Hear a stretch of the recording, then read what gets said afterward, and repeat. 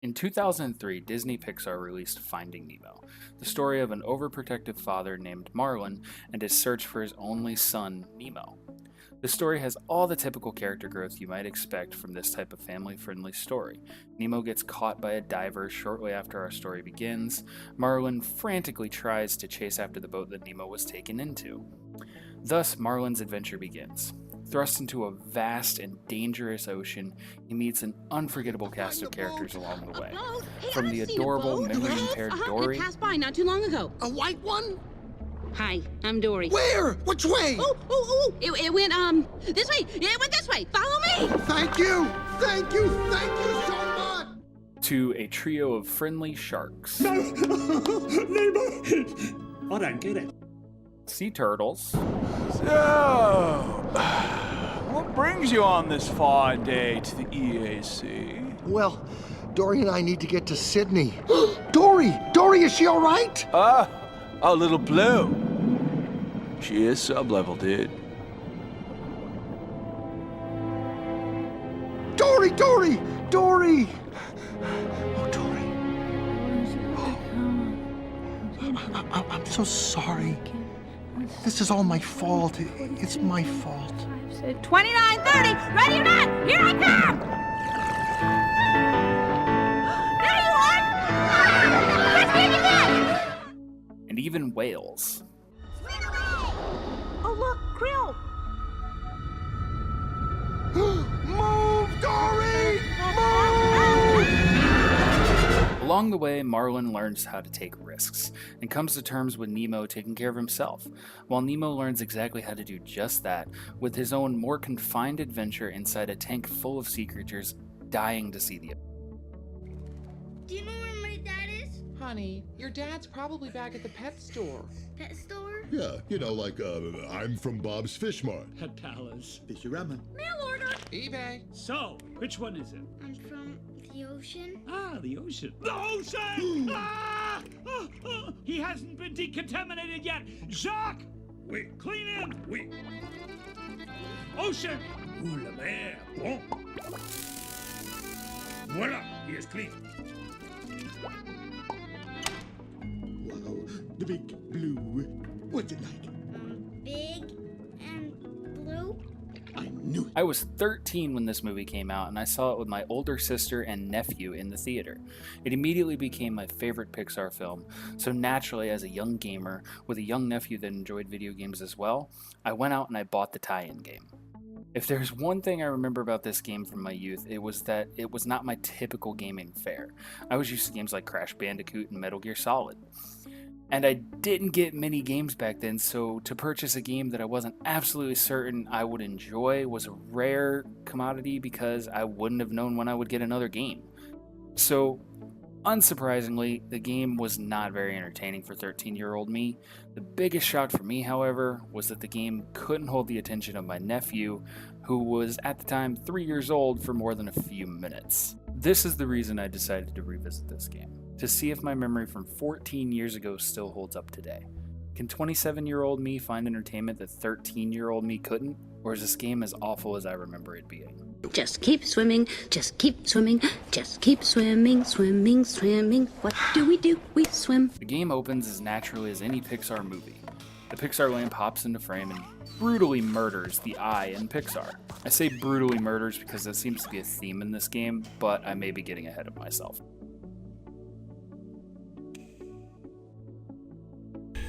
After getting past the Pixar screen, we're met with Disney Interactive and THQ logos.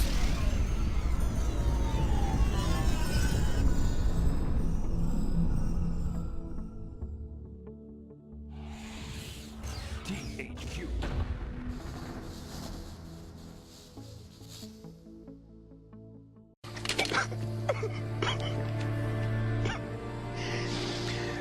Oh, no. And then we are greeted with a Traveler's Tales logo.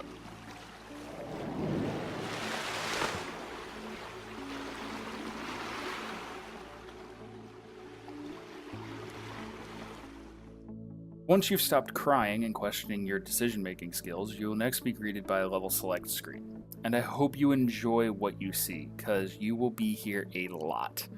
But at this point, there's only a single level available, so without any other options, we start the first level. We see a sleeping Marlin, who is suddenly bombarded by his energetic and rather hyper son Nemo, who, judging by his attitude, has been eagerly awaiting his first day of school. Marlin, being the overprotective father, tries to do everything to keep his son from going to school in an effort to protect him. What's that you say? Where's Nemo's mother?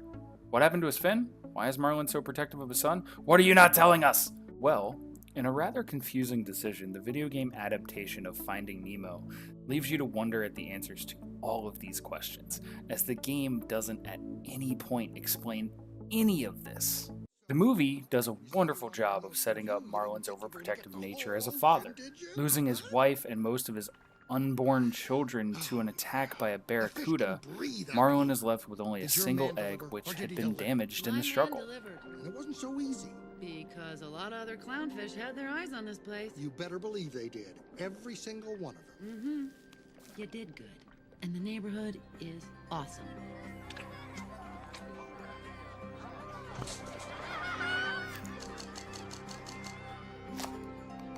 I like Nemo. Nemo? Well, we'll name one Nemo, but I'd like most of them to be Marlin Jr. Coral, get inside the house, Coral. No, Coral, don't. They'll be fine. Just get inside, you, right now.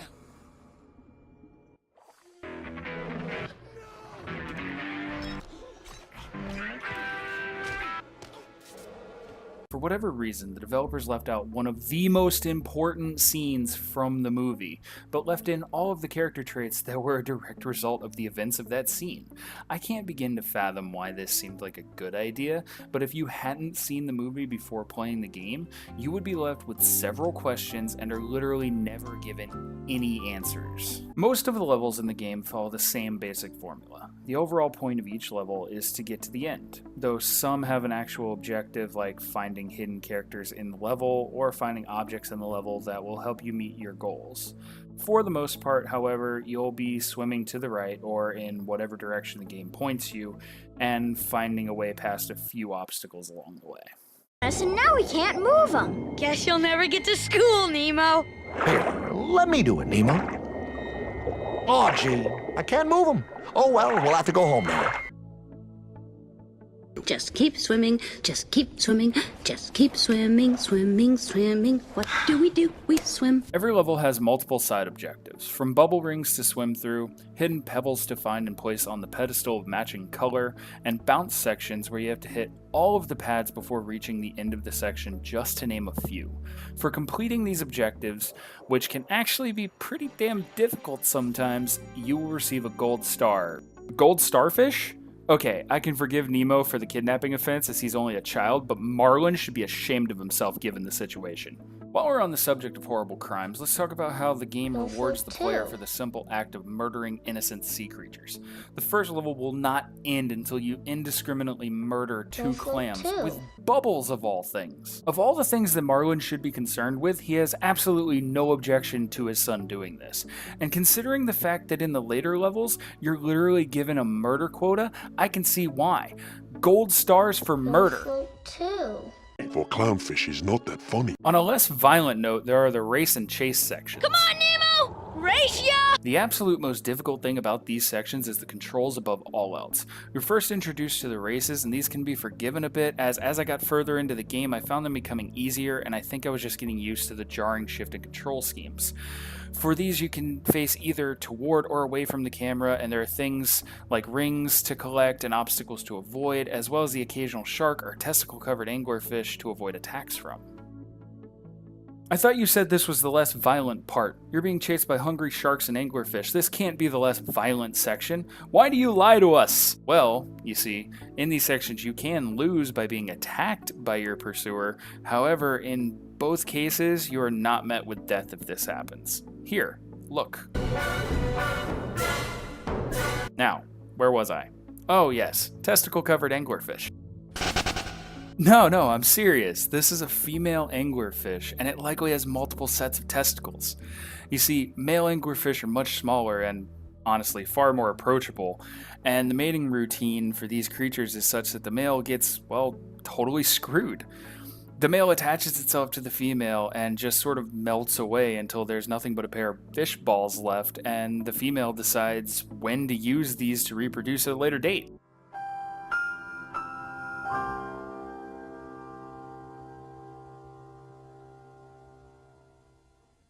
Thankfully, the game only makes you win one race to progress, so you'll probably see a lot of this. As for the other optional objective in the game, the bounce sections start off easy as anything you could expect in a kid's game, but by the end of the game become the most brutally difficult gold star fish to obtain, simply due to the controls. Some of these sections have more than 100 pads that you need to touch to earn the reward, and there are even a few bubble rings scattered throughout them.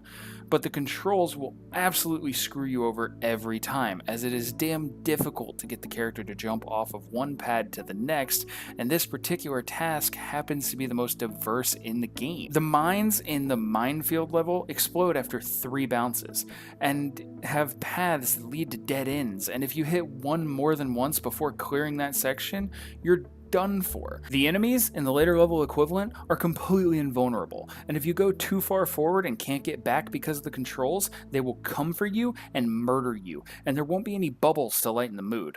For clownfish is not that funny. There's a big difference between the levels where you control Marlin or Dory and the ones where you control Nemo at this point, as Nemo is confined to the aquarium at P. Sherman 42 Wallaby Way, Sydney. These levels are the ones I mentioned before, where there is an objective to win rather than just having to Just keep swimming, just keep swimming. in one direction or another. These objectives consist of finding all the inhabitants of the tank. Oh, hey there, Peach, how are you? Totally not carrying around dozens of your potential relatives in my pockets? Gills? Pocket gills? Completing a series of training exercises, and blocking the filter in an effort to escape the tank. I'm right here. Yeah. Well, yeah. Follow the cold shiver running down your spine. For you. He's not looking for me. He's scared of the ocean. Peach, any movement? He's had at least 4 cups of coffee. It's gotta be soon.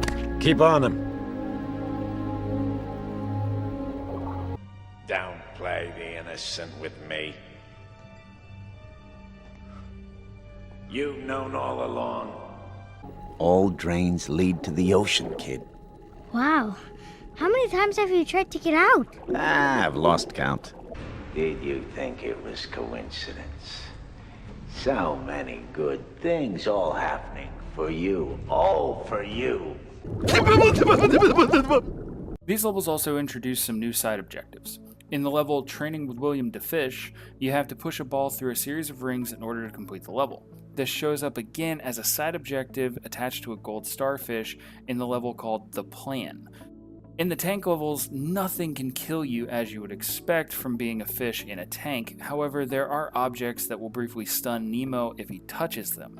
And in an effort to get the ball through all the rings in the level The Plan, I managed to get it stuck. I spent several minutes trying to get it out of this corner and eventually gave up, only to get it unstuck later by throwing one of the red pebbles needed to finish the level in between the ball and the wall that it was stuck on.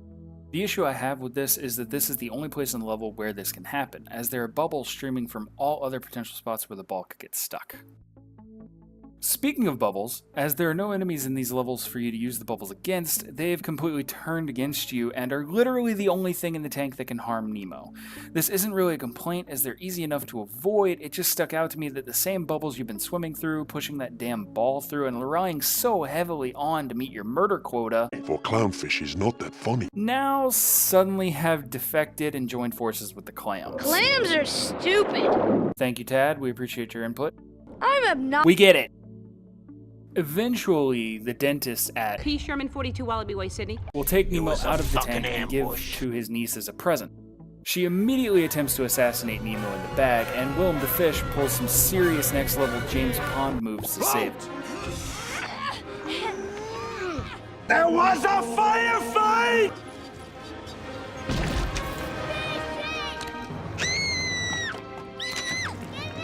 What? All the animals are gone mad! Nemo gets washed down the sink, and because... All drains lead to the ocean, kid. So let's talk about this real quick. When this movie came out, children everywhere reacted to this scene by freeing their fish by flushing them down the toilet. Literally across the United States, water treatment plants and plumbing companies were bombarded with calls from parents asking if there was any way to save a flushed fish, because we needed some more death in this experience. For clownfish is not that funny. We end up in the penultimate level, and as Nemo couldn't satisfy his bloodlust while he was in the tank, he immediately begins killing the sea life again. No float too. For clownfish is not that funny. Just keep swimming, just keep swimming. This level consists of a few new environmental hazards, such as the blood of all the innocent life you've ended spraying from the walls. This is also the final level to have a gold starfish for color pebbles, and who could forget cold-blooded murder? Gold stars for murder. For clownfish is not that funny. Once you find your way out of the treatment plant level, Nemo is finally reunited with his father. Dory? Nemo! Nemo! I'm coming, Nemo! Nemo! Oh, thank goodness. Turn around! You're going the wrong way! It's coming! It's right behind us!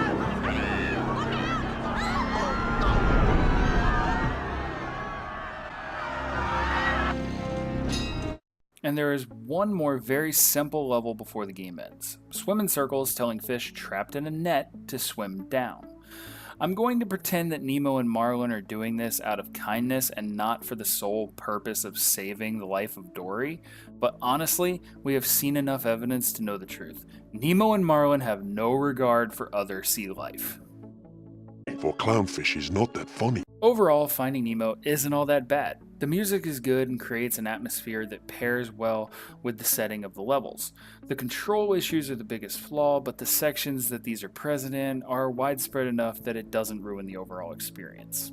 The cutscenes being straight from the movie isn't a bad thing. However, the decision to leave out the most important scenes from the movie leaves an enormous hole in the plot, which I choose to fill with a story of murder and bloodshed. For clownfish is not that funny. If that isn't what they wanted us to do with this game, then they shouldn't have left the window open.